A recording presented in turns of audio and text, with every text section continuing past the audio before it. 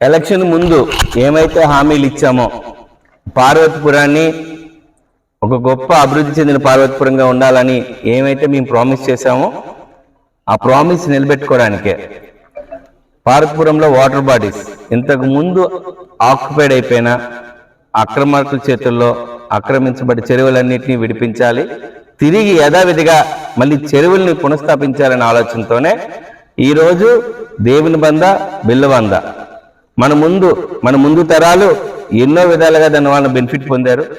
అలాగే ఆయకట్టు చేసుకుంటూ పొలాలు పండించుకుని ఈ రెండు చెరువుల్ని ఇంతకు ముందు ఉన్న ఎమ్మెల్యే గారు ఆయనతో పాటు పనిచేస్తున్న వాళ్ళు అందరూ కలిసి లేఅవుట్లు వేయడం, ఎంక్రోచ్మెంట్ చేయడం జరిగింది. పక్కా ఆధారాలతో చెప్తున్నాం.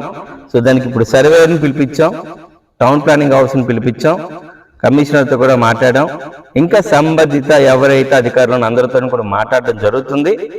వితిన్ వీక్లో ఈ ప్రక్షాళన అనేది స్టార్ట్ అవుతుంది. పార్వతీపురంలో అక్రమార్కులు ఎవరైతే ఉన్నారో గవర్నమెంట్ ల్యాండ్ని కానీ ఇంచు భూమి, సెంటు భూమి లేదు అంగుళం భూమిని కూడా స్వాధీనం చేసుకోవాలని ప్రయత్నిస్తే మాత్రం తస్మత్ జాగ్రత్త, మీకు కూడా కౌంటర్ స్టార్ట్ అయింది అనే విషయం చెప్తున్నాను.